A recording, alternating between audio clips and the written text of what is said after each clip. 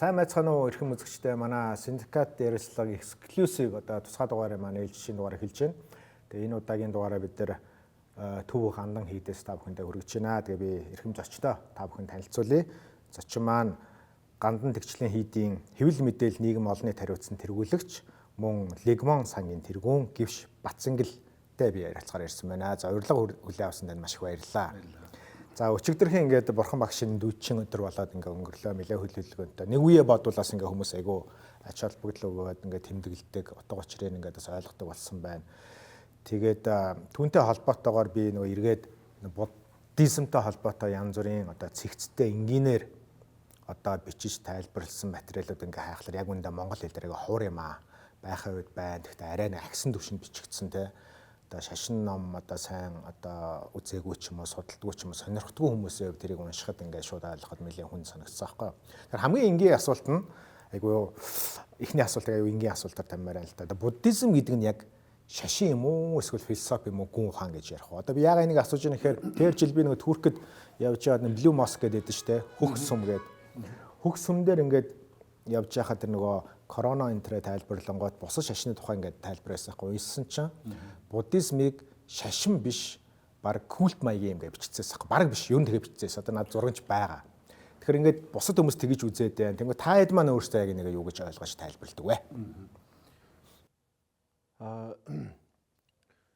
Буддизмын талаар ойлгохын тулд эхлээд шашин гэж нэг зүйлийг тодорхой хэмжээд ойлгох хэрэгтэй байх л та. Шашин. Шашин дэлхий дээр 8 тэрбум хүн амьдарч байна. 8 тэрбум хүнээс 6.5 тэрбум хүн нь бол гарцаагүй шашин шүтэж байна. Ямар нэгэн шашин шүтэж байна.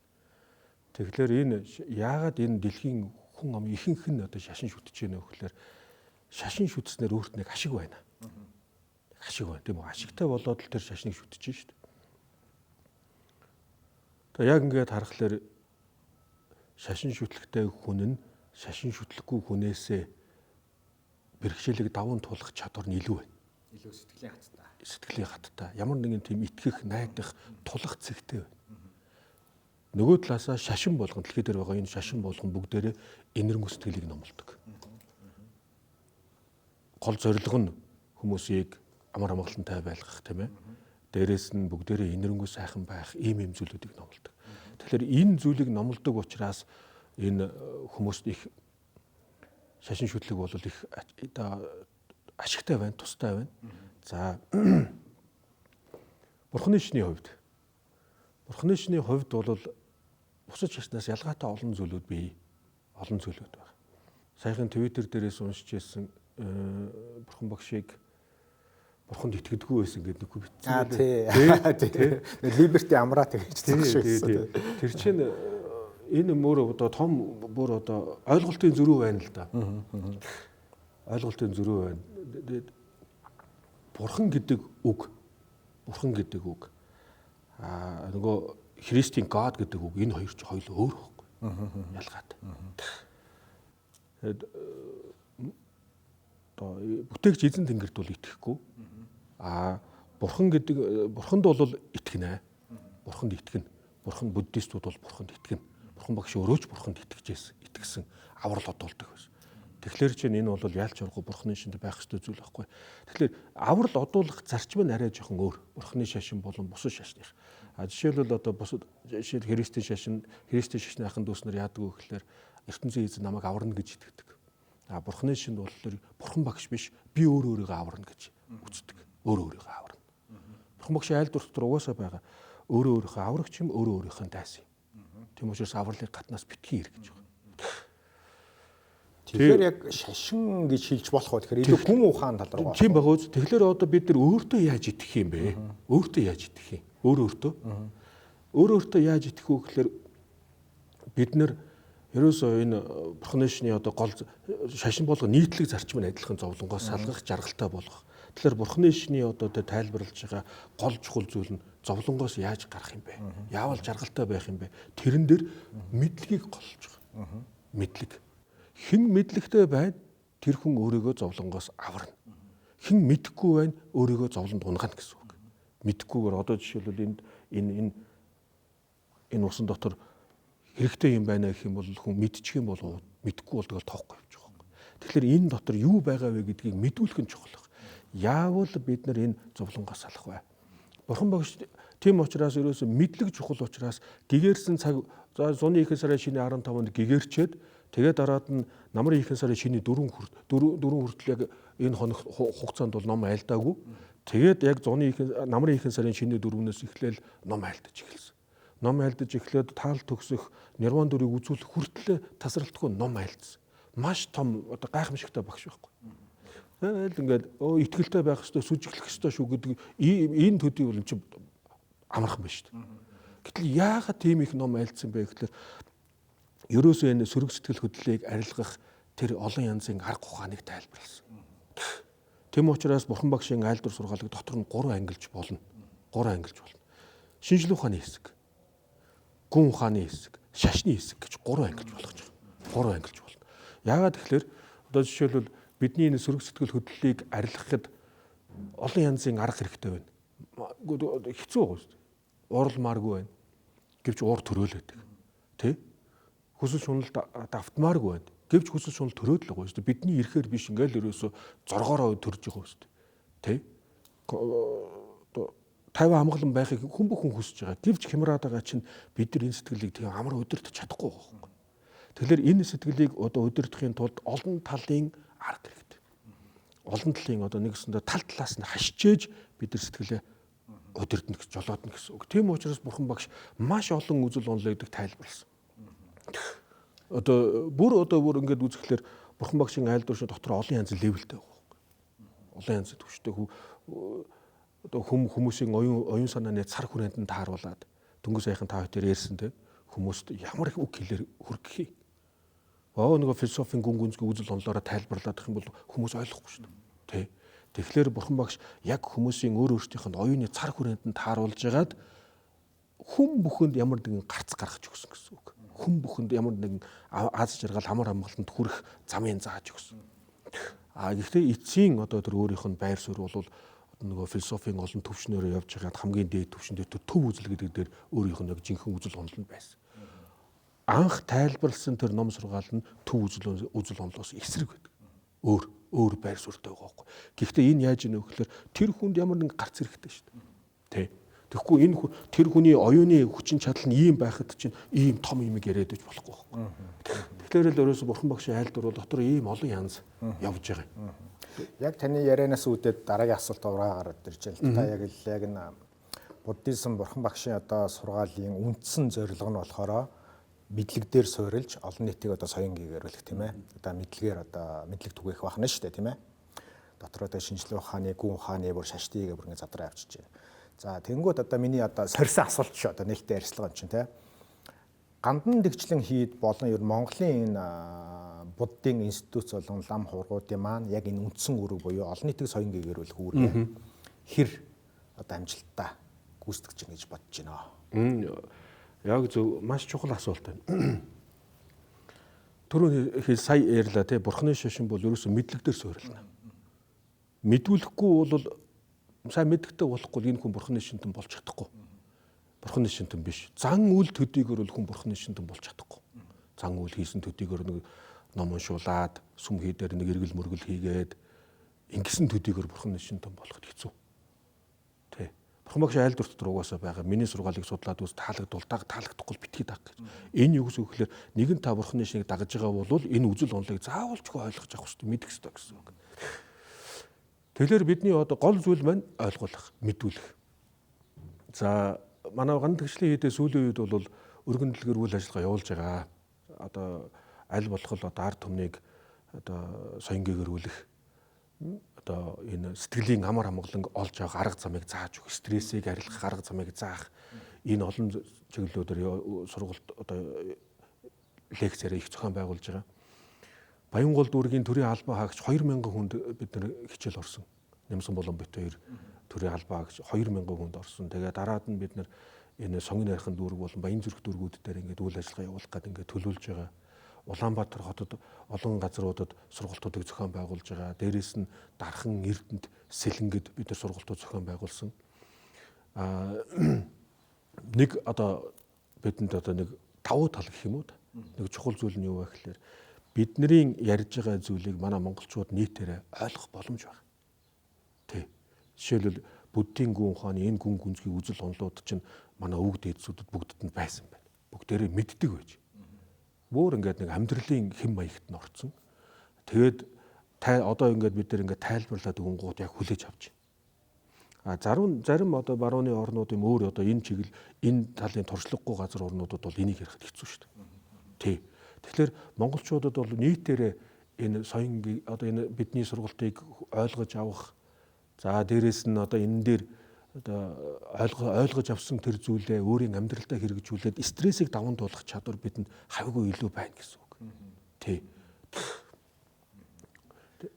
Юун дээр би яагаад тэгж асуусан бэ гэхээр одоо нэг үе бодвол нөгөө бурхан шашны талаарх сонирхдаг судалдаг хүмүүс наснаас үл хамааран бас нэлээд болж ин л доо. Гэхдээ ингээд дотор нь бүлэглээд зөвөр өөрийнхоороо л югаар харж байгаа шүү дээ. Бүдүүн баргаар ингээд харахаар зарим нь ингээд үнэхээр сонирхож судалж байгаа нэг хэсэг байна. Зарим нь төрөний хэлдэг нь агуулга ойлгохгүй мөртлөө зөвөр хэлбэр дагаад те. Хэлбэртэй л одоо ингээд дагж байгаа хүмүүс ч баг шиг байна. Зарим бүр үзэн ядж байгаа хэсэг шүү дээ те. Эсрэгээр эн чинь бол мухар сүсгээ те. Одоо баг Монголын сүүлийн хэдэн зуун жилийн хөгжлийг одоо энэ шар одоо хаалт натар хэлэхэд те хуулцнуудаас болж ингэсэн энэ төр гээл те. Тэгэхээр яагаад ингээд нийгэм дотор хэрвээ одоо мэдлэгдээр суурилсан те ийм соён гэгэрүүлэх ийм институт бөгөөд тийм үйл ажиллагаа явуулж байгаа бол ийм буруу зүрх ойлгоо ялгaalтай ойлголтууд төрчихвөө те. За коммунизм үеийг ойлгож байна те тэр үед хүнд юм болсон. Одоо ингээд бид нар чинь арчлуу шилжиж чөлөөт нийгэм болоо 30 гаруй жил болчлаа те. Энэ зөрөө маань заримдаа ингээд багасах болов гэсэн заримдаа эсрэгээрээ бүр улам томроотч явах шиг те. Энийний та шалтгааныг юу гэж бодож байна? За хүн бүхэн бурханы чинь дуртай байх албагүй. Тийм хүн бүхэн бүгдээрээ шар өнгөнд дуртай байх боломжгүй. Тий дургүй хүмүүс бол мэдээж хэрэг байх ч болно. За бурханы шин дотроо яг өөрийгөө бурханы шинд ингэж тодорхойлж байгаа тохиолдолд одоо энэ шашны одоо энэ шашнаас ингүүл нэг ийм ашигтай гэдгийг олж харахгүйгээр одоо бурханы шин шүтнэ гэх юм бол үр дүн багтай байна шүү дээ. Тий зүгээр нэг аялдан дагалдаад явах юм бол үр дүн багтай. Энэ хийж байгаа ажлыг ямар нэгэн ажлаас надад нэг ийм ашигтай, надад нэг ийм үр дүн ирэндэ гэдгийг тооцоолох хэрэгтэй байна шүү дээ. Тэгэхээр бурханы шин шүтснээр надад яг ямар ашигтай вэ гэдгийг л яг ойлгох хэрэгтэй. Энэ юу вэ гэхээр ерөөсөө л энэ бурханы шинийг шүтэж одоо ингэж бурханы шинтэн болсноор миний муу сэтгэл арилнаа гэдгийг л ойлгох хэрэгтэй. Муу сэтгэл арилнаа. Дан ганцхан зан үйл төдийгөр явах юм бол энэ аюултай байна. Жишээл муслимын ахын дүүснэр яадгүй гэхээр үндсэн номлолоос холдоод тэр нөгөө сахал тавих яах их нэг ийм зан үйлдэлээр энэ дээр анхаарал хандуусны явуулмаас эндээс нөгөө үндсэн сургаал номлолоос холдчихж байгаа учраас эндээс янз янзын террористууд янз янзын хүмүүс гарч ирж байгаа байхгүй. Яг үндэ муслимын шашин чинь энэрэн хүсэлийг номлодог шашин байхгүй. Гэтэл өнөөдөр яаж ийм нөхлөөр тэр нийгэмд чинь айхтар хүчирхэл явагдаж шít. Яасан гэсэн чинь шашныхаа үндсэн номлолоос холдоод байна. Ийм аюул байна. Бурханы шинд ингэх нь арай гайгүй л дээ. Гэхдээ үндсэн номлолоо үндсэн тэр сургаал үзэл онол тэр олон зүйлүүдийг ойлгож мэдэхгүй болвол жинхэнэ мохорсог болж байгаа байхгүй. Бурханы шин мохорсог хоёр эсрэг тесрэг гэсэн үг. Уг нь бол тийм эсрэг тесрэг байх хэрэгтэй. Энэтэй холбоотой миний зүгээр бас юу шүү зүгээр өнгөц дүнэлт шүү. Нөгөө мэдлэг ингэж одоо жигд төгөхгүй байгаа шалтгаан хэлний асуудалтай холбоотой. Ягаад гэвэл өнөөдрийн хүртэл ихэнх одоо ном юу чинь дандаа төвд хэл дээр уншигдэж байгаа тийм ээ. Тэгэхээр ингээд уг нь ойлгоод Монгол яруу сайхан монгол хэлээр ойлгоод ингээд сонсоод даган баясаад ингэх юм бол тэр ч одоо яг нэг хичээл зааж байгаа л гэсэн үг шүү дээ тий. Болмоор санагдаад идэг. Тэгээд ягаад ингээд энэ олон зуун жил монгол хэллээрээ тий номоо тавьж сургаалаа айлдаж болохгүй юм болоо. Зөв маш зөв. Ер нь бол энэ өөр хэл дээр явж байгаа энэ хэл энийг төвд хэл дээр гэж байгаа боловч энэ яг төвд хэл биш байхгүй юу? Яг өөрөө төвд хэл биш. Энэ Эрдэнэ энтхийн бандитаа нар төвдийн лозованаар нийлж байгаад гаргасан юм одоо бүр академик хэл байна. Энэ хэлийг төвдийн ард түмэн өөрсдөө ч ойлгохгүй. Энэ номон дээр гаргастаа өмнө тэгж дуулж байгаагүй юм байна. Ойлгохгүй, ерөөсөө ойлгохгүй. Нэг ханц нэг мөн биш байхгүй гэдэг ялж аргагүй нэг төв төлөйг дагаж байгаа шиг тийм нэг үг хэллэгүүд байгаа. Түүнээс биш тэн дотор байгаа зүйлүүд чинь бүгдээрээ яг өөрийн тийм нэг тусгай хэл байгаа. Тий. Энэ хэл чинь одоо яг одоо буддийн философиг одоо буддийн гүн ухааныг тэр гүн гүнзгий үзэл онолуудыг хамгийн нарийн тодорхойлж чадах хүчин чадалтай хэл нь энэ байна. Монголчууд яг энэ шиг одоо ийм айхтар одоо нэр томьёоллуудыг одоо гаргаагүй, энийг гаргах гэж хичээгээгүй. Яг одоо энэ ийм мундаг хэл байгаа учраас, ийм гайхамшигтай хэл байгаа учраас энэ дээр нь яг одоо академик судалгаагаа хийгээд маш олон хүмүүс энэ хэл дээр, энэ академик хэл дээр одоо эрдмийн бүтээлүүдэд тойрвсон 500 гаруй эрдэмтэд энэ хэл дээр бүтээл тойрвсон байна. Тэгээд нөгөө талдаа монголчууд болохоор бүгд ингээд жишээлбэл эмийн ургамлуудыг бүгдийг орчуулсан шүү дээ. Эмийн ургамлуудыг бүгд орчуулахтай. Харин буддийн философиг бол монгол хэл дээр орчуулах юм бол яг энэ шиг илэрхийлж чадахгүй байна гэж үзээд тэгээд яг энэ академик хэл дээр нь явсан юм байна. Суралцахын хувьд бол бид нэр өнөөдөр маш олон буддистууд шинээр нэмэгдэж байна. Одоо байгаа буддистууд маш чанартай болж байна. Яагаад чанартай болж байна вэ гэхээр олон төрлийн бус байгууллагууд сургалт явуулж байна. Ийм системтэй сургалтууд явуулж байна. Системтэй сургалт явуулахгүй бол буддийн гүн ухааныг ингэж тодорхойлдог байхгүй юу? Тэнгэр мэд уужим 70 мэд гүн гэж тодорхойлдог.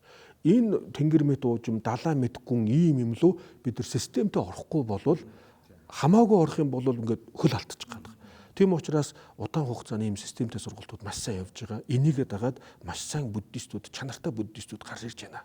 Нөгөө мэдлэг гэдэг байгаа тэр нөгөө мэдлэгээ ойлгоод авцсан хүмүүс зөндөх гарч ирж байгаа. Нэг хэсэг одоо бас нэг 5-10 жилийн өмнө гэхэд л бурхны шнийг шууд гүтгдэг, доромжилдог байсан ийм зүйлүүд нэлээд багасж байгаа. Утга учиргүй доромжилдог байсан. Утга учиргүй гүтгдэг байсан. Яг нөгөө коммунизмын үед кинондор яаж гардаг, яг түн шиг л одоо ингээл довтлол дайраад байдаг байсан. Энэ их өөрчлөгдөж байна. Яагаад өөрчлөгдөж байна вэ гэхээр түрүүн би хэлсэн тийм ээ. Монголчуудад энэ буддийн философийн энэ гүн гүнзгий үзэл онолыг ойлгож авах ийм потенциал өндөр байна. Өндөр байгаа учраас энийг ойлгож аваад нэг уур амьсгал өөрчлөгдөж байна шүү дээ. Харах хандлага өөрчлөгдөж байна. Нэг хэсэг би буддист гэдгээс хэлж чаддаггүй байсан бол одоо би буддист гэдгээр бахархдаг болж шүү дээ. Тэ. Тэгэхээр энэ бол яг нэг ийм сургалттай холбоотой. Дээрээс нь дахиад 2019 онд энэ Америкийн нөгөө кино жүжигч Ричард Гир Монголд ирээд бит хоёрын санаа нөгөөд хараад ярьсан. Тэгсэн чинь тэгж л танаа монголчууд үнэхээр мундаг юм аа. Яаж ийм гэсэн чинь нөгөө бурхны шний хамгийн мундаг хоёр зүйл бодис сэтгэл, хоосон чанарын талаар маш олон хүн ярьж байна гэж хэлсэн. Нөгөө бүр гайхацсан явж л. Тий. Тэгэхээр бид яаж гэнэ вэ? Манай Монголын бурхны шин бол ийм мундаг одоо нэг мэдлэг ухааныг ард түмэндээ өгсөн байна. Тэгсээд үүнийгээ дагаад монголчууд бид нэр тэр үр шимэнд хүртсэн. Манай өвөө эмээнэр бол өстө хавгүй илүү 50 амгалан хүмүүс байсан. Тий. Тэгэл тэрнээс хойш одоо өвөө эмээнэр коммунизмын үеийн өвөө эмээнэр одоо харж байгаа эвгүй байна. Яаж ийм нөхлөөр нөгөө фейсбુક дээр валж байгаа. фейсбુક дээр янз юм ягаал тэгэл нөгөө нэг хэсэг чи нөгөө Солонгосын олон ангид савнгийн дөөл үзэл эсвэл өвөө эмээнэр нь одоо ус төржөөл тий. Тэгэд ингээд ийм одоо хэцүү байгаа байхгүй юу. Тэгээ аргагүй л да одоо яг коммунизмын үед бүх юм хатуу хорьсон байсан учраас аргагүй. Тэрнээс өмнөх үеийн өвөө эмээнэр бол үнэхээр мундаг байсан. Сэтгэл санаа тайван, амгалан. Тэр энэ юутай холбоотой болохоор яалч аргагүй тэр сургалтанд хамрагдсан байхгүй. Ийм мундаг сургалтанд хамрагдаж бид нар явж ирсэн байна.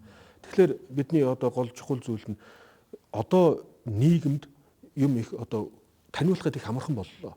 Юмыг тайлбарлахад их амархан боллоо. Тэгээ энэ үед бид нэр аль болох л одоо юма тайлбарламаар байна. Тий.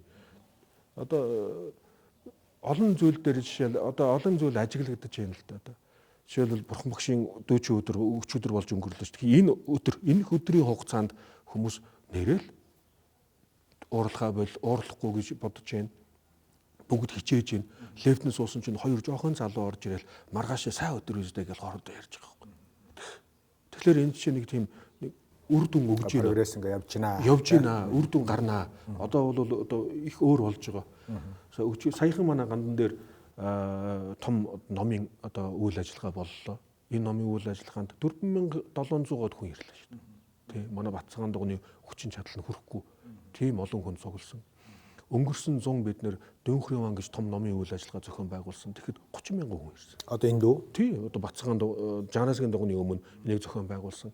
30 мянган хүн ирж тэр гүн гүнзгий одоо сургаал номлол ойлгож, бодож, бясалгаж гэгэрэх ийм үйл явдлууд явагдаж байгаа.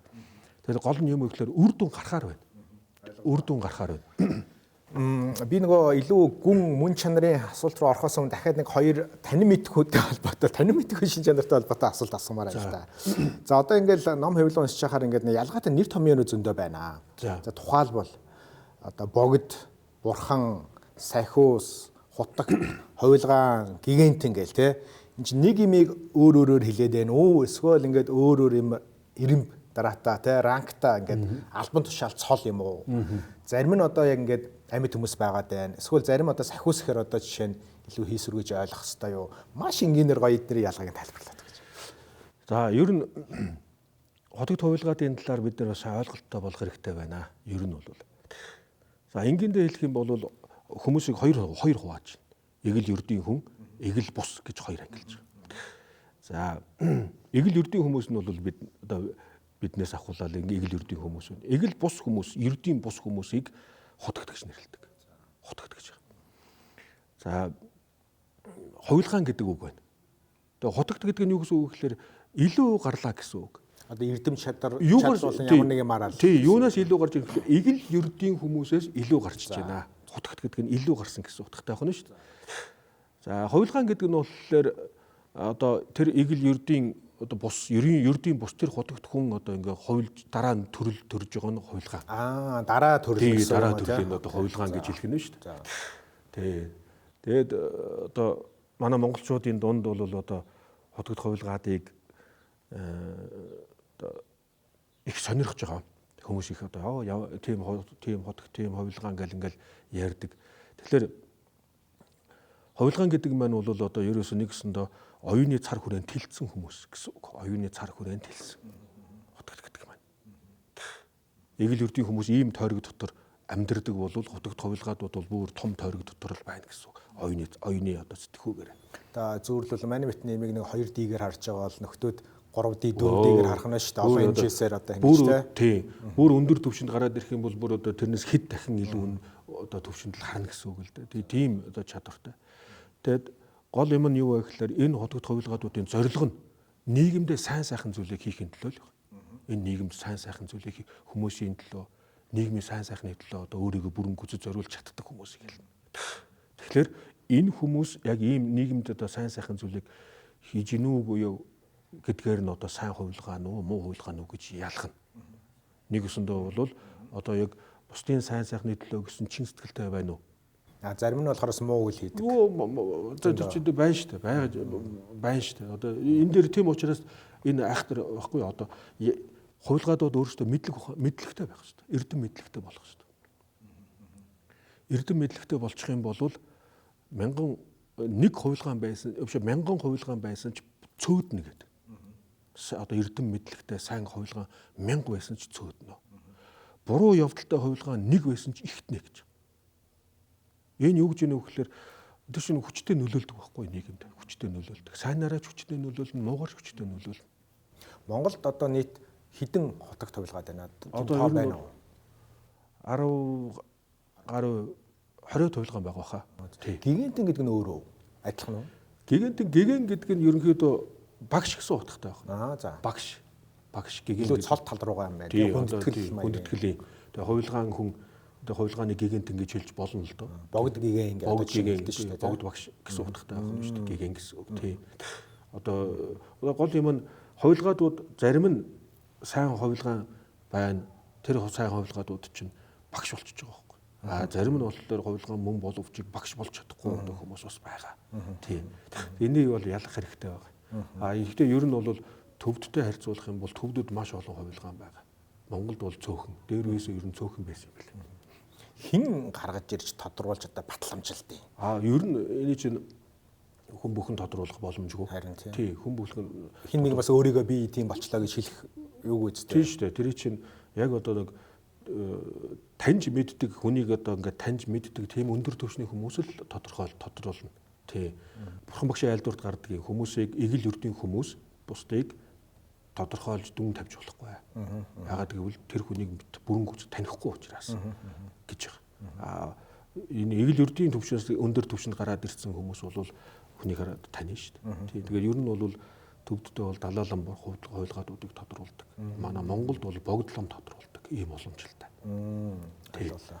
За богд гэдэг түрүүн та асуусан тий. Богд гэдэг нь маань бол энэ эртний уугур үг юм шиг байгаа. Богд гэдэг нь илүү хамгийн оргил гэсэн утгатай. За. Жишээлбэл богд уул гэж байгаа шүү дээ. Дөрвөн уул дотроос богд уулч хамгийн том уул нь шүү дээ. Тэгээ одоо оргил нь хамгийн дээд нь гэсэн утгатай. Ийм. Тэгвэл их гоё утгатай үг шүү дээ. Энэ эртний одоо тийм уугур үг гэж сонс. За манай монголчуудын хувьд бол одоо яалч харахгүй богд гэх юм бол одоо манай монголчуудын оройн дээд одоо оройн дээд очир дараа гэж нэрлэж байгаа шүү дээ. Одоо монголчуудын үеийн үед монголчууд энэ богд гэгэнийг одоо ингэж шүтэж ирсэн, дээдэлж ирсэн ийм ард түмэн. Ер нь аливаа нэгэн улс оронд тийм том оюун санааны удирдагч байх ёстой. Жишээлбэл би сайхан Камбож яваад олон улсын хуралд оролцоод ирсэн. Тэгэхэд Камбожид очиод Камбожийн одоо түүхийг сонирхсон чинь Потбол гэдэг айхтар хүн гарч ирсэн те. Эсрэг талд нь Махагошо Ананда гэдэг том лам гарч ирсэн. Тэр лам тэр айхтар том дэглэмийн эсрэг ард түмнээ авч явсан байгаа. Тэр ард түмнийг одоо удирдах авч тэр айхтар зовлонгоос татаж гаргасан байна. Тэгэхээр оюун санааны удирдагч гэж нэг хүн одоо заавалчгүй улс оронд байх хэрэгтэй юм байна л да. Манай монголчууд бол яалч харахгүй бол одоо богдгээндээ одоо сүжиглэл залбирч байгаа. Тэгээд богдгээ маань одоогор бол нас залуу байна. Эрдэм номонд суралцж байгаа ийм цаг үе. Би яг энэ Буддын шашны институтын тухай асууна засаглал талаас нь. Тэрний өмнө дахиад нэг түрүүний нэг дутуу танаас хариулт авч чадаагүй юм. Бурхан гэдэг үг монголчуудад хэрэглэхдээ голцсон хоршоо хөхтэй хэрэглэдэг. Бурхан сахиус гэдэг. За бурханыг нь ойлголоо тий. Сахиус нь яг юу вэ? Тий. Түрүүн бас тий маш энгийнээр тайлбар. Бурхан гэдэг маань бас энэ дээр нэг зүйлийг нэмж хэлэхэд бурхан гэдэг үг маань энэ үг нөгөө эзэн гэдгээс өөр байна. Тий. Энэ бурхан гэдэг үгний яг үгний сурвалжийг ингээд үзэхлээр Будда гэдэг үгнээс гаралтай байна. Будда гэдэг үгнээс. Будда гэдэг үг нь сунжирж явсаар байхад бурхан болсон байна. Тий. Жишээлбэл одооны хинди хэлэнд, одооны энтхийн хинди хэлэнд том гэдэг үг, бара гэдэг үг байна. Энийг томыг бара гэдэг үг. Бичихдээ бада гэж бичдэг. Бада гэж биччихэд уншихдаа бара гэж дууддаг. Тэгэхээр Будда гэж биччихэд бурха гэж дуудаж болохоор байгаа шүү дээ. Тийм байгаа үү? Тий. Нөгөө талаасаа монгол хэлэнд маш олон энтхэг үг байна одоо. Өнөөдрийн одоо монголчуудын хэрэгэлдэг энэ монгол хэлэнд маш олон энтхэг үг байна. Дандаа бурхны шинтэй холбоотой ийм энтхэг үгнүүд байна. Жишээлбэл дагин гэдэг үг шүү дээ. Энтхэг үг юм ба тий. Дакини гэдэг энтхэг үг. Яг тэр утгаараа яа тий. Тий. Бид чи тэгэл бүр лусын юу лээ зүүдний дагин эдэргээ дуу байдаг шүү дээ. Тэр чи дуун төртөл дуулаад явж байгаа. Энэ үг чи очир дагнас гэх бүр хямны компортлаа байгаа шүү. Очир гэдэг чи бас энтхэг үг. Тий. Тэгэхээр энэ үгнүүд орж ирсэн байхад чинь Будда, Бурха гэдэг үг орж ирэх магадлал гарцаагүй байгаа шүү дээ. Тий. Тэм учраас Бурхан гэдэг үг бол яг энэ Буддагийн нэр байна. Тий.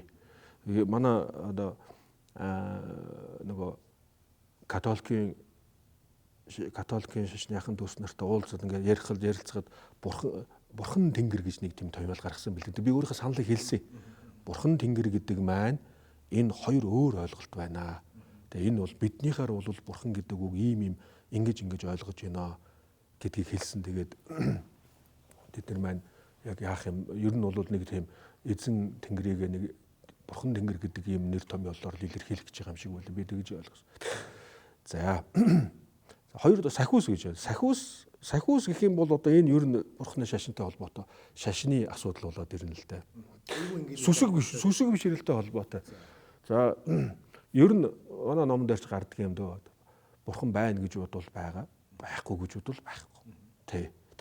Хэн сүжиглэн түүний өмнө бурхан байна гэж байгаа. Сахиус гэсэндээ тийм. Сахиус гэсэн одоо тэгэл одоо бодит бус. Тийм тэгээд одоо яг итгэл үнэмшилтэй хүнд л одоо яг байгаа гэж одоо хүлээн зөвшөөрөгдөн. Одоо энгийн нэрлэх юм бол сахиус гэдэг нь сахих хамгаалах гэсэн утгатай үг шүү дээ.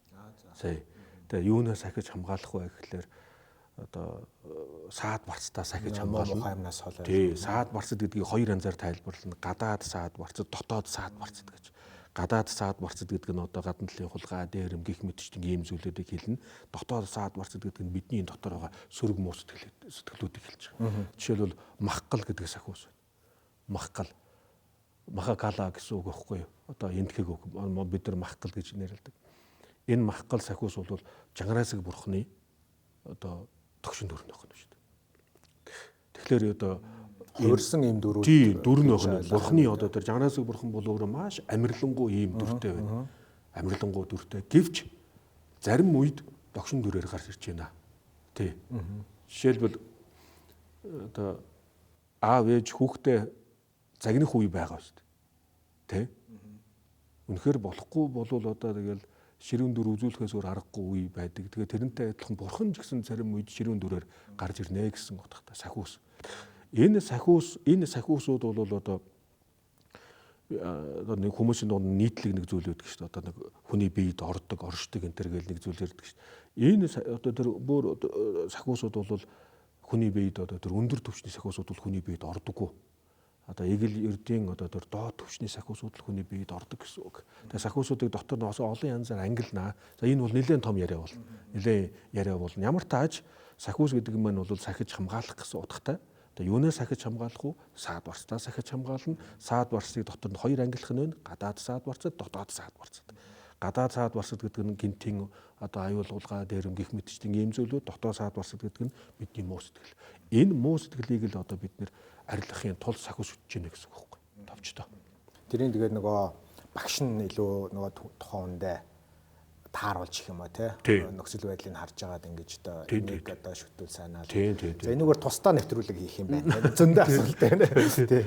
За дараагийн асуулт төрөний хэлдгэр нөгөө та түрүүн богд гээд дурдлаа, далаалам гээд дурдлаа, Ричард гээд дурдлаа ингээд бодсон шиш ганц Монгол юм шин шүү дээ тий. Дэлхийд даяараа ингээд яаж байгаа.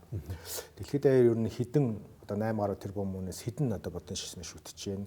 Миний гол асуух гээд байгаа юм буддизмын засаглал гэх юм айгу энгийгээр одоо энийг хэдүүлээ ингээд бүтцжүүлээд нэг институц гээд харах юм бол яг глобал буюу дэлхийд даяарх гол юм бүтцэн одоо хамгийн том компаниар бол одоо нөгөө за сүсгтээ бол нэг нөгөө хувьцаа эзэмшиж зүүрлж болох юм те. Бид нар чинь дундаасаа ингээд нөгөө компанийнхаа тууцаа сонгож байгаа төлөөлөл удирдах зөвлөлөө. Төлөөлөл удирдах зөвлөл нь тууцынхаа даргыг сонгоно хамгийн том дарга.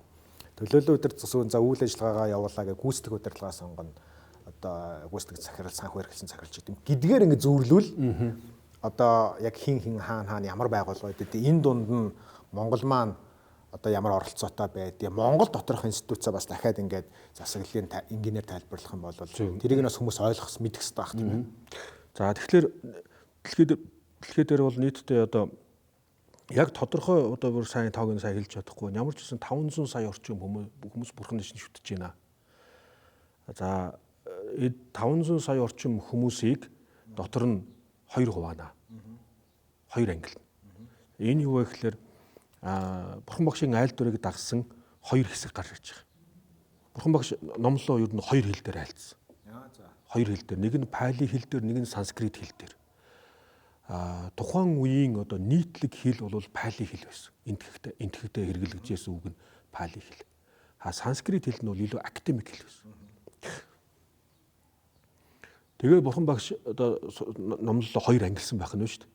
Нийтэд зориулсан номлолыг бол пали хэл дээр айлдаад яг гүн гүнзгий одоо академик одоо гүнзгий судалгааны одоо судалж үзэх ёстой, бүр гүнзгий суралцах ёстой тэр зүйлүүдийг бол санскрит хэл дээр айлдсан гэсэн үг. Тэгээд ингээд үзэхлээр 2 янзын одоо их сурвалж гарч ирж байгаа үз. Тийм байна. Пали сурвалж, санскрит сурвалж гэсэн ийм 2 зүйл гарч ирж байгаа. Энэ хоёрыг дагаад их хөлгөн баг хөлгөн гэдэг 2 уламж. Хуваалцах шалтгаан нь энэ юм уу тийм. Ингэж гарч ирж байгаа байхгүй. Ерөөсөө л одоо цаад үндсэн их сурвалж дээр тулаад.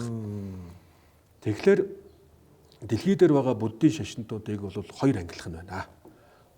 Theravada уламжлал буюу баг хөлгөн.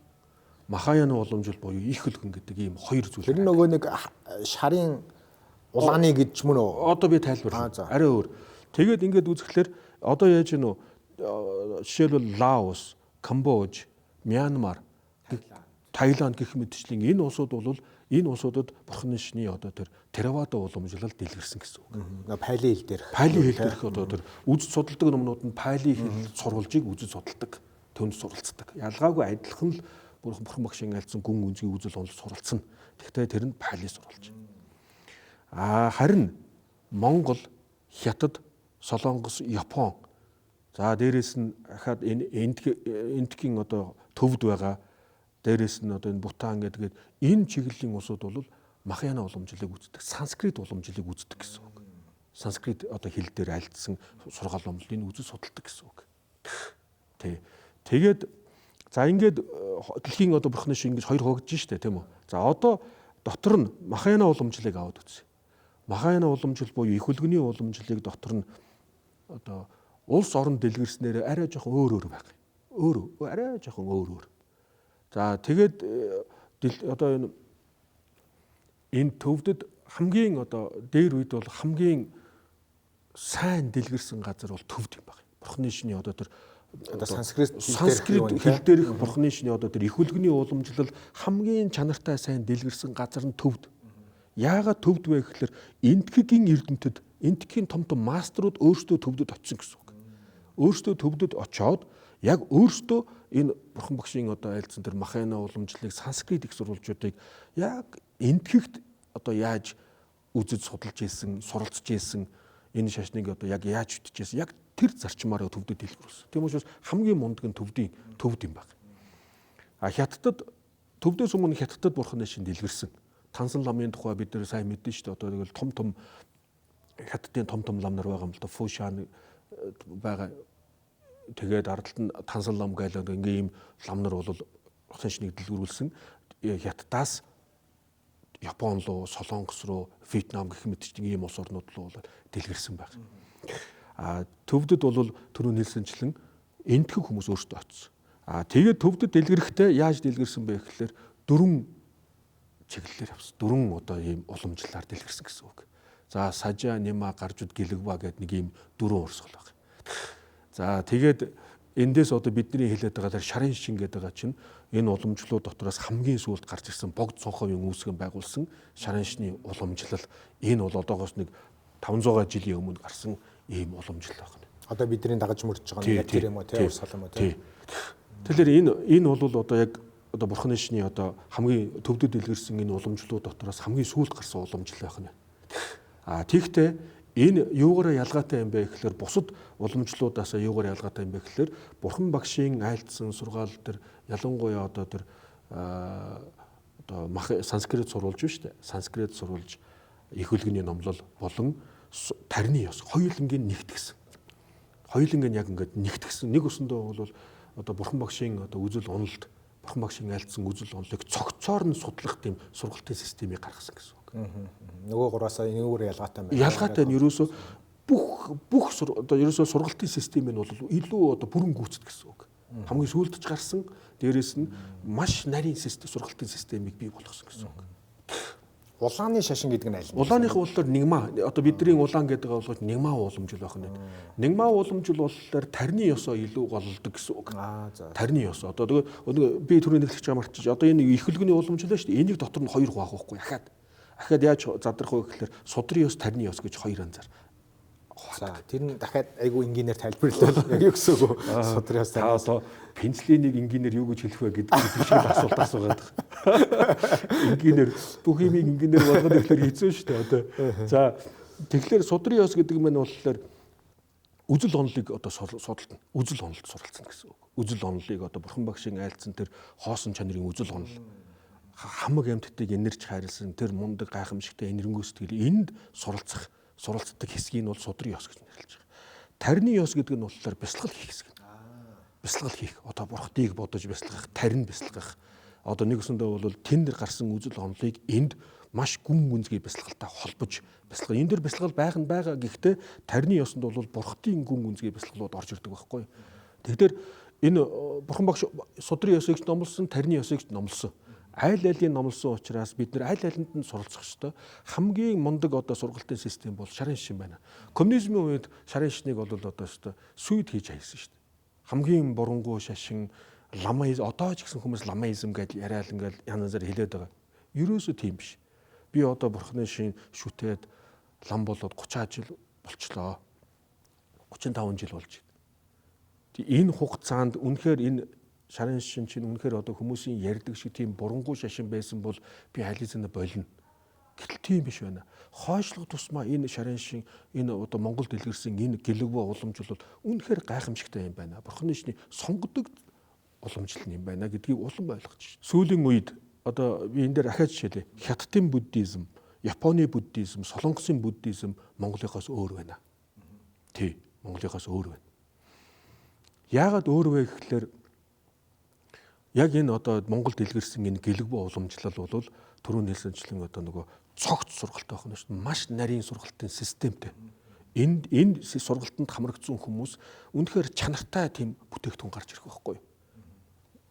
Гэтэл Япон болон Солонгост арай өөр байна. Солонгост чинь хүмүүс одоо маш их христийн шашинд орсон шүү дээ. Монголчууд тийм биш байна. Монголчууд шашнаа солиход тийм амар солихгүй байна. Шашнаа сольсон ч эргэж буцна шашинд орох нь их байна. Энэ яаж ийнэ вэ гэхэлэр бурхны энэ одоо нөгөө гэлэгбүү уламжлалын энэ гүн гүнзгий мэдлэг ухаан байгаа байхгүй.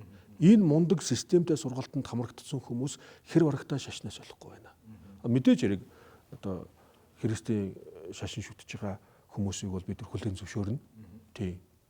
Тэгээд одоо гол юм нь юу вэ гэхэлэр яг энэ гүнзгий системтэй энэ сургалтыг л одоо бид нэр одоо яг урд өмнө ямар байсан яг түүний дагуу л одоо сэргээж авах нь чухал байна. Тийм байна. Гэхдээ энэ дээр бас ахаад нэг зүйлийг бодох хэрэгтэй. Бид нэр өмнө бол нэг шашин байсан. Тий. Одоо бол нэг шашин байх боломжгүй шүү дээ. Ямар ч боломжгүй. Тэргүй монголчууд дээр үеэсээ л олон шашны хүлээн зөвшөөрдөг байсан. Эзэнт гүрний үед бүх шашин үйл ажиллагаагаа явуулдаг байсан. Мөн ялгаагүй. Бүр энтгэгт ч гэсэндээ эртний энтгэгт бурхны шашин бол шашиндууд бол бусад шашинд яг л хүндэтгэлтэй ханддаг байсан. Бүр тэр үтгэл мэтгэлцэн зохион байгуулдаг гэж. Мэтгэлцэн зохион байгуул алдартай мэтгэлцээнүүд зохион явагдсан.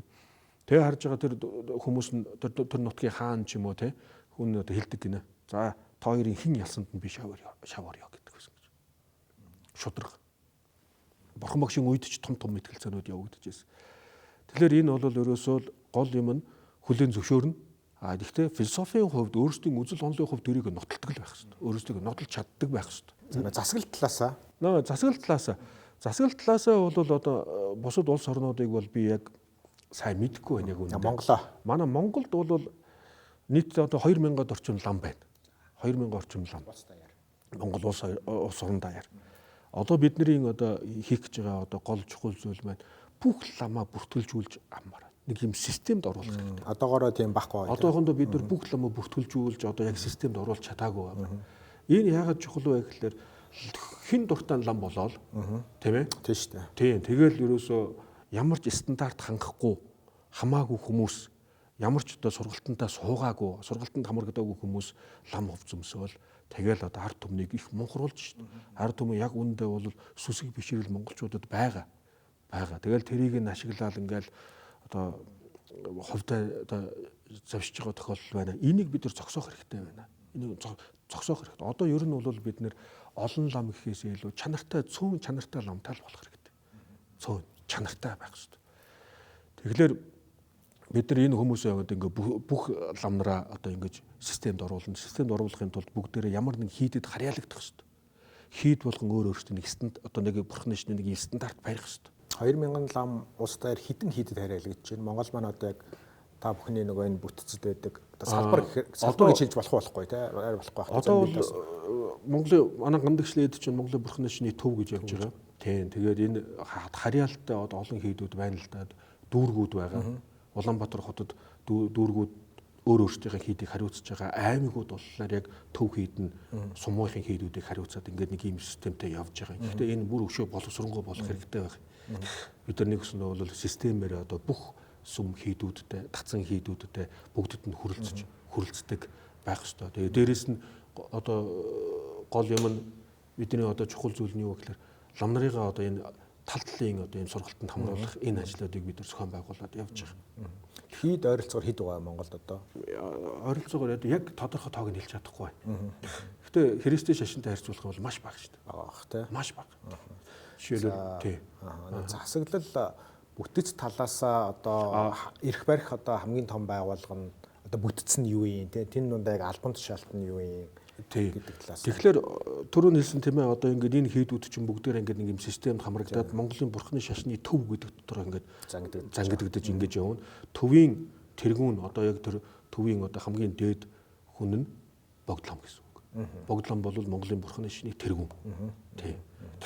Тэргүүн лам нарын зөвлөл гэж байгууллага байгаа. Тэргүүн лам нарын зөвлөл гэдгийг сая хэлсэнчлэн дүүргүүдийн одоо тэргүүн дүүрэг болгон өөрсдөө дотороо нэг тэргүүнтэй тэр тэргүүн нь тэргүүн лам нарын зөвлөлдөө ордог. Аймагуд ч гэсэн ялгаагүй ингээл аймгийн одоо тэр гол хийд нь тэргүүн лам нарын зөвлөлдөө ордог байхгүй. Тэргүүн лам нарын зөвлөл гэсэн нэг ийм бүтэц байгаа. Тэрийг нь болохоор одоо энэ Төв гандангийн хам лам тэргүүлнэ гэсэн үг тий. Тэргүүн лам нарын зөвлөлийг бол хам лам одоо өдөртөж байгаа. Зөв. Юун дээр орон нутгуудад ингээд салбартаа дөрөв болгон салбартаа гээд та түрүү хэллээ. Би нөгөө танаа Facebook пэйжнээс харж байсан Баян үлгий рүү 7 илүү 8 сард нэг том арга хэмжээ очно Монгол хийдийг шинээр барина гэсэн үү өргөтгөн гэсэн үү те. Тэгээ тийшээгээ явахаас хүмүүсийг бүртгэж гин сонирхсан хүмүүст бүртгүүлээрэй гэсэн байсан. Баян үлгийд ер нь хідэн Монгол хийд байдیں۔ Тэгээд миний ойлгосноор гандангийн бүх тэргүүн хамтлаар том лам нар явах юм шиг үлээ те. Яагаад энэ чим ач холбогдол өгч юм. Баян үлгийн аймагт Рашкин бэлэн гэж хэд байгаа. Энэ Рашкин бэлэн хийдэд шин дугуйн барьсан. Шин дугуйнтай болсон. Энэ шин дугуйны нээлт болон 7 сарын 20, 21, 22-ны энэ 3 өдрүүдэд болох юм байна. Тэгээ энэ өдрүүдэд одоо монголчуудын одоо нийтийн багш Жадуурын Бүжи багшийг өрн залж тэнд ховор нандин номын айлдвар зохион байгуулах гэж байна. За нэг талаасаа бол одоо тэнд Баян үлгийн аймагт бурхны шин шүтдэг ард иргэдүүд байгаа. Дийлэнх зөнх нь бол муслимын шашинтай ахын дүүс нар. Гэхдээ тэнд бурхны шин шүтдэг ард монгол ахын дүүс нар бол байна. Тэр хүмүүст одоо шашин шүтэх одоо ийм бурхны шинэ шүтэх соёнгийгэрх ийм үйл ажиллагаа одоо явуулах хэрэгтэй байна. Тий. Энэ дээр нэг зүйлийг хэлэхэд манай гандан төгслийн хийд бүх шашинд хүндэтгэлтэй ханддаг. Тий. 90 оны ихээр Монголд хамгийн анх муслимын мечет байгуулагдаад манай гандан төгслийн хийдээ сая 500 мянган төгрөгийн ханд өгч ирсэн. Одоо энэ сая 500 мянга чинь 150 сая орчим төгрөг болж байгаа байхгүй. Хамгийн одоо их том ханд өгж ирсэн. Тэгээд тэрний дагуу одоо ингээд бид нар ч гэсэндээ одоо ч гэсэн одоо муслимын ахын дүүс нартай бол хүндэтгэлтэй хандж байна. Гэвч тэнд Монгол бурхны шин шүтэж байгаа хүмүүс бас одоо шашин шүтэх хэрэгтэй байна. Тэрэнд нь бид нэр дэмжлэг үзүүлэх зорилгоор тэр хийдийг байгуулад тэр хийд дотор өвлгийн эзэн одоо энэ хийдийг байгуулсан тэрэн дээр нь бид нар үйл ажиллагааны одоо явуулах ийм одоо ажил төлөвлөж байгаа. Тий. Тэгээ дээрээс нь бас Баян үлгийн аймагч аялал жуулчлалын бүс тийм ээ аялал жуулчлалын газар шүү дээ. Тэгээд олон хүмүүс аялангаа ховор нандин номын айлдвар сонсох боломжтой байгаа. Тий.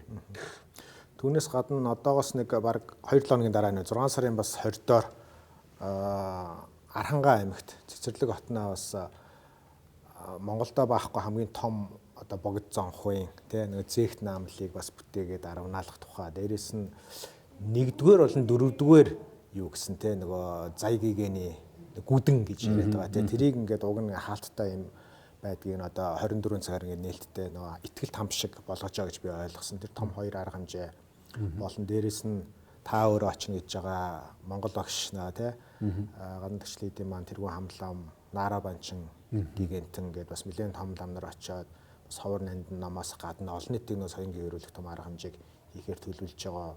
Тэр энэ арга хэмжээний ач холбогдлыг та бас юу гэж харж байна? Бас аваа олон цуглахаар л баг шиг байна. Харин тийм ээ. Одоо энэ их чухал байна.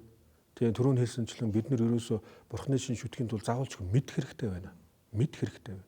Юуг мэдэх үү гэхээр энэ шашинд юуг номлож байгаа, юуг заагаад байгаа тэрийг одоо бид нар ойлгож авах хэрэгтэй.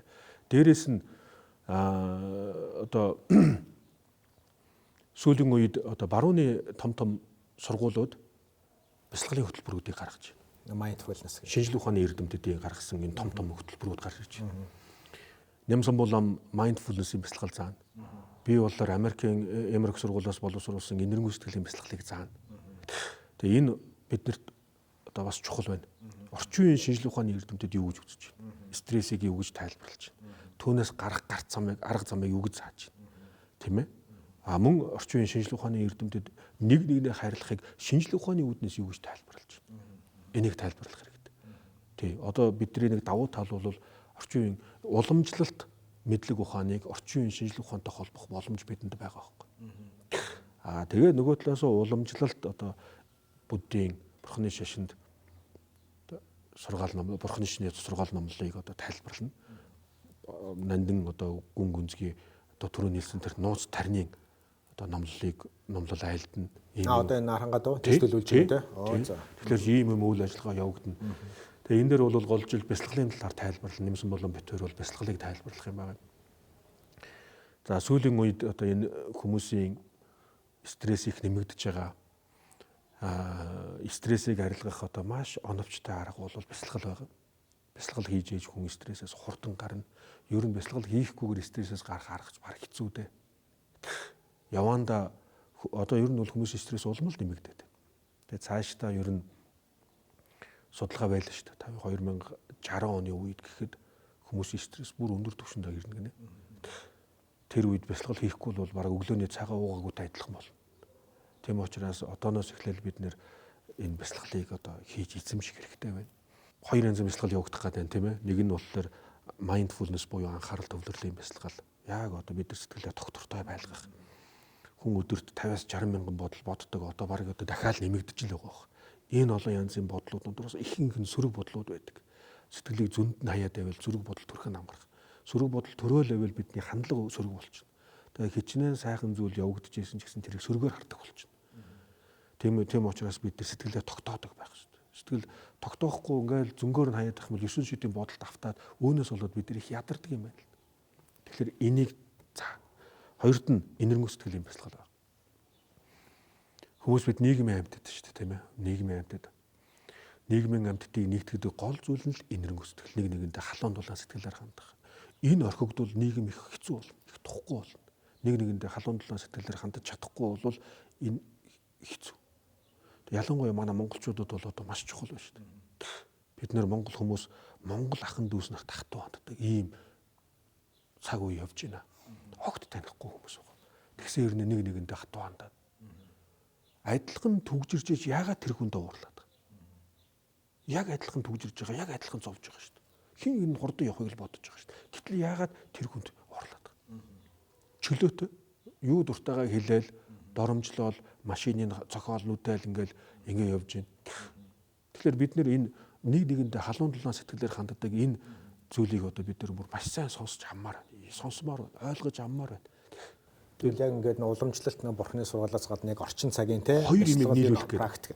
Онол практикийг нийлүүлж сая чухал болох гэдэг шүү Тийм дээ. мэдээж хэрэг одоо тэнд талд нь бас практик байгаа л да. Тэгэхдээ орчин үеийн шинжлэх ухааны эрдэмтэд юу гэж үзэж байна тэрийг бас тайлбарлах хэрэгтэй байна. Тийм. Дараагийн асуулт нь би нэг базаад одоо юу гэж асуумаар юм дээ. Нэг түрүүн би хэлсэн нөгөө Монгол нэг зүүрэг байдаг тийм ээ. Багшийн эрдэм одоо шавьяас нь гарнаа тий гэдэг ч юм уу. Тэнгүүт ингээд нөгөө яг хоо бурхан шашны буддизмын ингээд ач холбогдол үнд зүйлийг ингээд би ингээд тодорхой хэмжээнд уламжлан ойлголоо. Сая тантай яриад тий. Тэгэхдээ ингээд зарим нэг шүү би хаалдан дотор хэлж байгаа. Хүмүүс маань бурхан шашин чигтэйхэн шүтэл маш их хөрөнгө мөнгө үндэ зарцуулаад ингээл тэрийг нийгэмд ил тод ингээл зарлал явдаг атлаа. Үйлдэл нь өөр байгаад идэг тий. Одоо тааж гадарлаж яах энийг хэлж байгаа ингээл ингээ зөндөө хүмүүс ингээл бид нар мэднэ. Тэгэл нөгөө муу нэртэй тий. Тэгэл нэг хулгай хийсэн янз бүрийн юм зэмэнд ингээл нэр осны холбогдсон төсөв мөнгө идсэн ч гэдэм юм ингээл янз бүр хүмүүс байгаад идэг. Тэгээ түүнээсээ хамаарад ингээд хүмүүсийн бас нөгөө эргээд нөгөө шашинд хандах хандлага маань тэгээд энэ нэг хамгийн сайн тэр шавья зөв болгож чадаагүй юм байж одоо манематик гэдэг ч юм уу ингээл хүмүүс ч бас одоо айгүй рационал болчиход байна шүү дээ.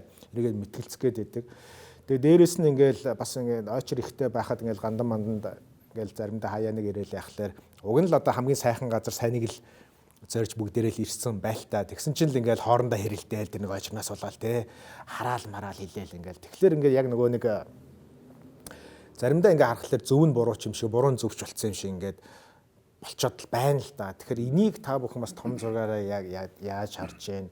Тиймэрхүү шашны нэр бариад ч юм уу одоо буруу үйл хийгээд буруу ашиглаад байгаа хүмүүст одоо яс суртахуун болон юунд нь одоо ингэж хариуцлага тооцох байд юм одоо би мэдэхгүй байна л да тий хэлж загнадаг нэг тийм байд юм уу.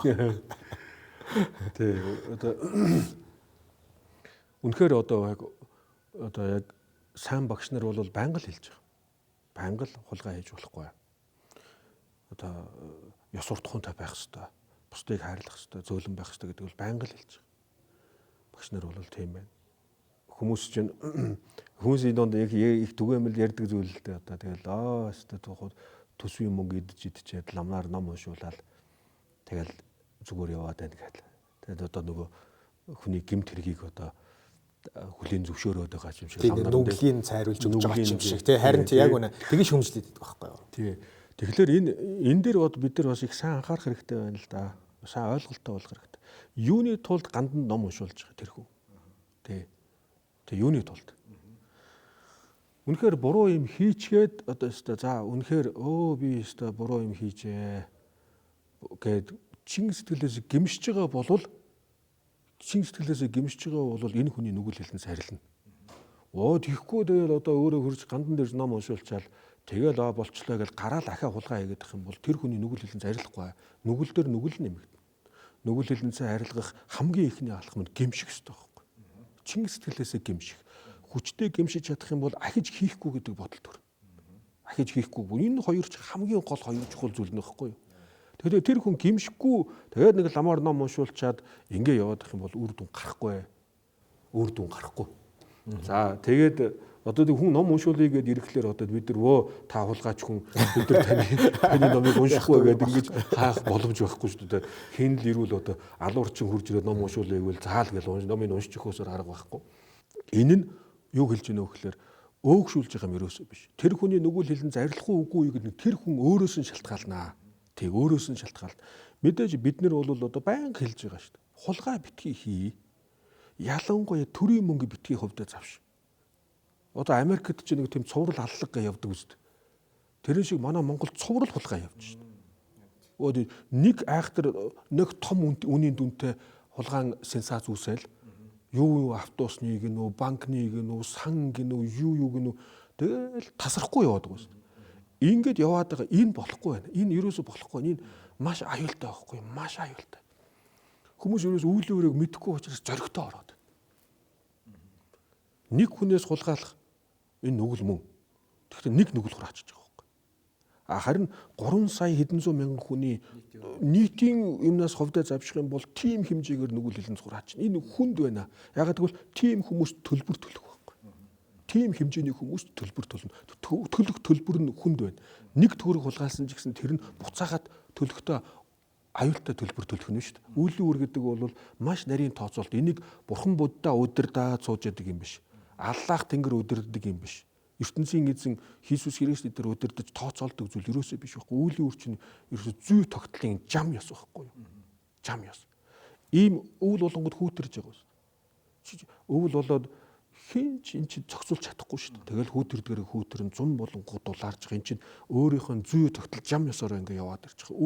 Үйл үр гэдэг чинь энэ чинь ерөөсөө ингээ нэг тийм зүй тогтол жам ёс байгаа. Энийг хүн удирдах боломж байхгүй. Нэ үүлийн өөр үүд андуурдаг гэж ярьдаг байлоо тийм.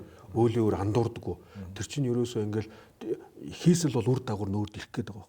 Тийм учраас энэ аюултай байна. Энийг ерөөсөө битгий баг нийтийн компани мөнгнөөс хувьдаа завшиж болохгүй, улсын мөнгнөөс хувьдаа завшиж болохгүй. Ялангуяа улсын мөнгө гэдэг маш хэцүү байхгүй. Одоо жишээлбэл бидний хувьд одоо нэг юм одоо байгууллага ингээл удирдах байгаа хүмүүсийн хувьд энэ мөнгө төгрөг чинь маш нарийн байх хэрэгтэй байхгүй. Маш нарийн байх хэрэгтэй. Тэгээ энийг хамаагүй ингээл хүрээд байх юм бол үр дагавар нь одоо эрүүл мэндээрээ төлнө, эд хөрөнгөөр төлнө, амь насаараа төлөх аюултай. Хүмүүс их айхтар өвдөж шít. Өвдөж байгаа. Магадлал байна. Тэр цаана хүмүүс юу хийгээд байна? Ирэмдэг болж байна. Зарим нь урт наслахгүй ингээл яаж энэ чинь айхтар юм хийгээд байгаа хөөхгүй. Тэрний үр дагаварт ирээд байна. Карма. За нэвтрүүлгийн маань цаг дуусах төгсөж тэгээ би нэг 3 асуугаад нэвтрүүлэг дуусгая гэж бодож байна.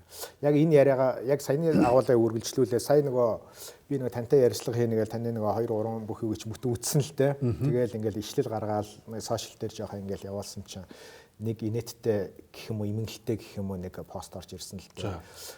Одоо энэ юу талаасаа бусдыг инэрн нэгүүлсэхгүй байх талаасаа за энэ маань ч одоо тэгж байгаах тэр маань ч тэгж байгаах гээл бусдын нөгөө нэг болж бүртэхгүй байгаа юмыг нь хүлцэж явсараад эцэстээ би өөрөө мэдрэл муутай болж туслаа. Би бас тэр талдаа байна л да. Тэгээд өөрөөр хэлбэл миний асуулт одоо бусдыг хүлцэх инэрх тэр сэтгэлд одоо нэг хэмжээ хязгаар гэж байна уу? Одоо хүний амьдрал чи богинохон шүү дээ. Би ч гэсэн одоо ингээл нэг үлдсэн хэдэн жилийнхаа амьдралыг нэг бас нэг айтаахан л өнгөрөөч мөрөө шүү дээ. Тэнгүүд ингэсээр байгаа л дээ. Бас тийм ингэсээр өөрөө яг жигнэсээ мэдрэл бодоолтой дээ. Тэгэхээр хаана хурц энэ сайхан сэтгэл дуусгах хэвээр энэ нөгөө нэг хүн маань одоо юу гэдэг за санамсргүй алдааг ойлгож чинь те. Санамсргүй алдаа гаргаад нэг муухай ашигласан бол ойлгож чинь. Тэнгүүд мэдсээр ээж тэр хүмүүс чинь засагдахгүй. Тэгээ ичнэн ч хэлсэн яаж үйлдэл хийсэн тэр байтгаа хуулийг сөрөөд одоо гэмт үүдэл хийж байгаа хүмүүс зөндөө байгаад байдаг. Тэр хүмүүс нь ингээд байхад бид нар энэ ч тэгээ за яах вэ ингээл хийж нэг засрандаа. Одоо да гэж сайхан юм яриад ахлаар бас амар биш л байна л да нэрнгээсээ магадгүй нэг нийгмийн бухимдлын одоо зонхлог хэсэг нь олонлог дотор байгаа болоо. Тэгэхээр энэ дээр одоо хариулт гэж байд юм болоо. Саяны тэр битсэн хүнд одоо миний энэ асуултанд аюу гэж хариулгаа. Тий. Одоо шинжлэх ухааны эрдэмтдийн судалгаагаар хүн жинхэнэ энэрэнгүй сэтгэлтэй болчих юм бол сэтгэлийн хат үүснэ гэнэ. Сэтгэлийн хат үүсчих юм бол хүнд тийм би өстө энэрэнгүй сэтгэлтэй байснаар эргээд надад ийм асуудал тулгарлаа гэдэг тийм бодол төрөхгүй. Хариу нэхээгүй одоо юу болох нь шүү дээ тийм. Тэгэхээр одоо таны асуултын гол зүйл нь бол ийм байх л да. Одоо энэрэнгүй сэтгэлтэй байгаа зүйлдэ ядарч байна гэж. Тий. Энийг шинжлэх ухааны эрдэмтэд 2%-аас. За. Ер нь бол энэрэнгүй сэтгэлгээ дотор нь 3% байгаа даа. Эхнийх нь бол сэтгэл хөдлөлийн төвшөнд. Хүнийг хараад зовж байгаа хэнийг хараад хөөрхөдөө гэдэг бодол төрөх, ивэдэ гэж өрөвдөж байгаа ийм сэтгэл. Энэ бол сэтгэл хөдлөлийн төвшөнд төрж байна. Хоёр дахь нь ухаарлын төвшөнд гэж байгаа. Тэр хүний зовлонг ойлгож мэдрэх, өөр дөрөө мэдрэх. Эмпати байгаа. Яг тэр хүний зовлонг өөр дөрөө мэдрэх. Гурав дахь нь хүсэл тэмүүллийн төвшөнд гэж байгаа. Энэ яаж ийм нөхлөөр ямар нэг акшн хийдэг энэрэнгүй сэтгэл байхгүй юу? Тэр хүнд туслахын тулд ямар нэгэн үйлдэл хийн. Эвидэ гэж яагаад орхиод явах биш. Тэгээ ийм 3 янзын энэрэнгүй сэтгэл байна. Хизээ хүн энэрэнгүй сэтгэл гаргачаад тэгээд эргээд яага ядарч ийнө гэхээр энийг empathic distress гэж нэрлэж байгаа. Empathic distress. Compassion fatigue гэж хэлж болно. Энэ бол яаж ийнө гэхээр яг жинхэнэ энэрэнгүй сэтгэл төрөөгүй байгаа үе нь. Жинхэнэ энэрэнгүй сэтгэл төрөөгүй байгаа учраас ядарч байгаа байхгүй. Жишээлбэл хүн хэн нэгэн хүн тусалдаг. Тусалдсан чинь ардалт нь энэ хүн би ингээд туслаад байсан чинь эргээд надад ингэж хандлаа гэж бодож байгаа. Намайг тосонгүй гэж надад ингэж хэллээ, надад ингэлээ. Би уул нь ингэж тусалсан штэ гэд ингээ ярьж. Тэр нь бол жинхэнэ энэрэнгүй сэтгэл тооцогдохгүй байна шүү дээ. Хүрхгүй байна. Яг тэр энэрэнгүй сэтгэлдээ арай хүрээгүй байна гэсэн. Гэхдээ энэрэнгүй сэтгэл төрсөн, ямар төвшөнд төрсөн, эмпатигийн төвшөнд төрсөн. Энэрэнгүй сэтгэлийн төвшөнд төрөөгүй гэсэн. Энэ бүр ингээд нэг жоохон нарийн задлаа тайлбарлавал өөрийгөө бодоод тэр хүн тусалсан байхгүй. Өөрийгөө ботцсон хэд тодорхой хувь нь өөрийгөө ботцсон гэсэн. Яг 100% тэр хүний төлөө биш. 100% тэр хүний талаар бодоогүй байна. Тодорхой хэмжээгээр өөрийгөө ботсон учраас дараад нь хариу өөр дээр хүсээд байна шүү дээ. Тий. Яг жинхэнэ энэргүй сэтгэл бол 100% цаатлаа бодно гэсэн үг. Тэгэхээр энэ нэг бодлын нэг оюуны нэг хэмжээ байна. Тэгээд бас үйл хийх нь шүү дээ. Үйл хийн болохгүй юм болохын төлөө. Болохын төлөө байна. Тэгэхээр одоо туслаад айхад тэр хүн засрахгүй тохиолдол байж болно. Энэ бол байх шүү дээ. Энэ бол байдаг зүйл шүү дээ. Анхнаасаас тийм хүлээлттэй байх хэрэгтэй ахна энэ тий. Эхний нэг оролдлогоор бүх юм сайхан болохгүй. Гэхдээ одоо тэр хүний битгэл өөрөө хичээгээд өөрийнх нь хүссэн хэмжээнд хүрч чадахгүй байх шүү. Тийм үе байх шүү. Тэгэхээр тэр хүн бол бүр мэдээж ирэх байхгүй. Тэгэхээр энийг ойлгох хэрэгтэй. Хоёрдугаарт нь асуудлыг шийдэх боломж байх юм бол стресстэй хэрэггүй. Асуудлыг шийдэх ямар ч боломжгүй бол бас битгий стресс. За. Ойлголоо. Тийм үү? Тэр хүн дээр ямар нэгэн арга хэмжээ аваад үр дүн гарахаар байвал стресстгүйгээр тэр хүндээ туслаа. Үнэхээр үр дүн нэмэргүй байх бол ямар ч арга байхгүй. Ямар ч арга байхгүй. Зарим тохиол бурхан багш гэсэн зарим үед дугай суус номлох шаардлагагүй байхгүй. Хүлээж авахгүй юм чи. Тийм учраас тэр хүн дээр туслая. Туслах нь бол бидний үүрэг. Нэг нэгэндээ туслах нь бол бидний үүрэг. Үнэхээр тэр хүн засрахгүй бол хэсэг зур орхихоос арга байхгүй. Ойлголоо. Сайхан хариуллаа. Юун дээр та түрүү нэг богд зонхуу гэд хэлсэн те дурдсан те. Тэгээ богд зонхуу маань одоо энэ одоо бидний шүтэж байгаа энэ урсгалын маань одоо үүсгэн байгуулсан хүн байна шүү дээ те. Тэгэхээр энэ хүн биз дээ бодит хүн шүү дээ. Бодит хүн шүү дээ.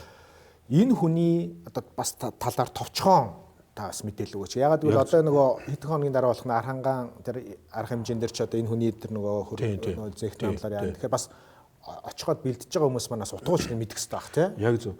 Одоо түрүү хэлсэн ямар мундаг хүн билээ. Шарын шин буюу энэ гэлэгбэ уламжил бол бурхны шин дотор байгаа энэ олон уламжлууд дотроос түрүү хэлсэн хоёулаа нэлээд одоо гүнзгий зүйл ярьсан шүү дээ. Махаяна уламжлал дотроос төвдөд дэлгэрсэн Махаяна уламжлал төвдөд дэлгэрэхдээ дөрвөн янзаар дэлгэрсэн байна. Тэдгээр дотроос хамгийн сонгодог загвар нь энэ бог зонховын үндэслэн гэлэгбэ уламжил буюу шарын шин байна. Монголд шарын шин дэлгэрсний хүчинд одоо монголчууд 70 жил коммунизмын үед бурхны шинийг хориод байхад л монголчууд 90% нь бурхны шин арчил гарангуудаа судалгаагаа хийхэд 90% нь бурхны шинтэй гэж гарсан. Энэ юуны холбоотой вэ гэхээр тэр мундаг системтэй сургалттай шашныг шүтсний улмаас монголчууд ийм болсон гэсэн. Тэр энэ шашны өөрийнх нь онцлог байна, уламжлал байна. За дээрэс нь бог зонхоо бол одоо ийм бодит хүн байжгаад бурхны утгийг олсон гэгэрэлд одоо хүрсэн.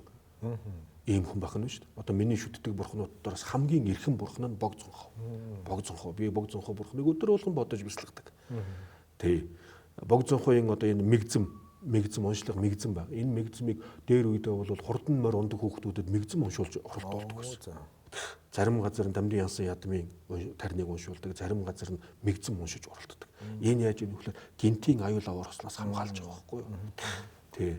Тэгээд бог зонхоогийн одоо гол чухал одоо энэ мэгзэм бол мундаг л да. Тэгээд гол чухал зүйл нь юу гэхээр бог зонхоо бол сэтгэлийг засах, гэгэрэх гайхамшигтай сургууль номлуудыг айлтсан. Яг нэг системтэйгээр системтэйгээр тэгээ ерөөсөө ингээд бог зонхоогийн айлтсан ном сургаал нь бол нийтдээ 18 бот ном баг. Одоо түүний одоо энгийнээр хэлэх юм бол бүтээлүүд. Эрдмийн одоо тэр одоо бүтээлүүд. 18 боловч жигнэд үзэх юм бол маш хүнд жинтэй тийм ном байх нь шүү дээ. Зарим эрдэмтдүүд бол хэдэн зуун мянган одоо хэдэн зуун бот ном тойрвсон байхад чинь бог зонхоо 18. Гэхдээ маш чамбаа 18 номд. Тэгэхээр энэ бог зонхоогийн шашныг шүтэж байгаа хүмүүсийн хувьд бол муу сэтгэлийг засах хамгийн одоо дөт системтэй ийм сургалт бидэнд байна. Яг үүндээ яагаад бид нэр энэ муу сэтгэл гэдээ яриад байгаа negative emotion. Энэ чинь бидний гол асуудал байхгүй юу? Одоо бидний зовоодог гол зүйл чинь энэ бидний доторх муу сэтгэл. Гадна талын дээр доржоо, болдоо, цэцгээ навчаа тэр хүмүүс биш. Тэгэхээр яах ёстой бид нар зовхгүй тулд хамгийн эхлээд муу сэтгэлээ л арилгах хэрэгтэй. Муу сэтгэлийг арилгах гэдэг би уурлахаа болиё гэж шууд уургүй болчихгүй. Энэ боломжгүй. Тэгэхээр яах вэ? Сайн багшийн номыг үзэх хэрэгтэй байхгүй. Сайн багшийн одоо тэр заасан цам мөрөөр явна гэсэн үг. Тэр ном сайн багш нь хин юм бэ гэхээр бог зонхоо байна. Бог зонхоог 2 дугаар бурхан гэж одоо бид нар өргөмжилдэг. Бүр тэгж үү? За. 2 дугаар бурхан. Тэгээ яасан гэсэн чинь бурхан багшийн одоо айл дөрөв тэр гүнзгий тэр ухааныг цаасан систем дээр бүгд л тайлбарсан. Гэхдээ маш системтэйгээр ингээд анхааран авлага болгож амьдралдаа дагаж мөрдөхэд ийм системд бүр ингээд нэг бодмөрийн зэрэг гэдэг ном байгаа шүү дээ. Бодмөрийн зэрэг чинь нэг тэрүүгээр халдвартай байхгүй юу? Яг энэ эгэл үрдийн энэ цэгээс эцсийн тэр гэгэрлийн тэр цэг хүртэл явах эрдмийн дистралыг энэ газрын зураг мап шиг ингээд газрын зураг шиг ингээд заагаад өгсөн байна. Тэгээ энэ нь Монгол дэлгэрсэн. Тэгээ энэ тийм учраас монголчуудад бол бог зонхоо одоо маш бог зонхоогийн шашныг шүтнэ гэдэг бол маш чухал байна л да. Түрүү нэлсэнчлэн ямар нэгэн шашин шүтгэхдээ ашигтай байх ёстой. Дан ганцхан мэгзэм шаал яваад байвал болно л доо. Гэхдээ энэ хангалтгүй байна. Гол нь бог зонхоогийн шашныг шүтэж байгаа хүмүүс бог зонхоо яг юу айлтсан тийм муу сэтгэлийг арилгах арга ухааныг яаж тайлбарласан. Энийг бид нар мэдэж авахгүй бол болохгүй байна. Түрүүнээс бурхны шин бол мухар сүжиг яг эсрэг байдаг шашин. Яг эсрэг. Сүжгийг бүр ард нь номлодог. Бусад шашин бол сүжгийг ихэнд нь номлодог. Итгэлд итгэх ёстой, сүжиглэх ёстой гэдэг бол бурхны шашин сүжиглэхийг өөрт нь үлдээдэг. Итгэхгүй байх өөрөө мэдээ. Тэгэхээр наан нь судалж үзэх хэрэгтэй. Тийм учраас л төмөн ном байгаа хгүй бидэнд Ганжуурын 108 бот байна. Тэрэн дээр тайлбар хийсэн Энтгийн эрдэмтдийн 200 гаруй бот байна. Бүр ингээл хамгийн наазах нь ихэд 300 номыг бид нар үзэх хэрэгтэй байгаа хгүй. Тий. Мэдээж хэрэг одоо ламнар бол бүр мэрэгжлийн төвшөнд үзэн энгийн хүмүүст бол ийм сургалтууд гарцсан тэр сургалтын тахаа үзээд ингээ явах юм бол бидэрт зовлонгоос алах боломж бидэнд бүр бусад хүмүүсээс хавьгүй илүү байгаа. За баярлалаа. Маш чухал мэдээлэл авахаас бас маш чухал арга хэмжээ болох гэж байгаа юм байна. Тэгээ энэ дээр бас хүмүүс сонирхож оролцсон байхаа гэдэгт итгэлтэй. За сүүлийн асуулт. Ингээд аюул олон ном судар ингээд уншаад миний нөгөө ялангуяа онцгой зочтой уулзахдаа заавал асуудаг асуулт нэг л дээ нэвтрүүлгийн нөгөө түүх мөх судлаал ингээд Монгол холбоотой зүйлийг tough question. тий. Хүмүүс тэгээд идэв. Ингээд судлаад яваад ахраа яг нь монголчуудыг сайхан байсан, хүнд байсан, хамаг цаг үед ер нь нэгтгэжсэн нэг хоёр зүйл байд юм болов уу гэж анзаарагдаад байгаа. Эхнийх нь болохоор Чингис хаан, хоёрт нь болохоор буддын шашин байгаа байхгүй юу? Буддизм байгаа байхгүй юу?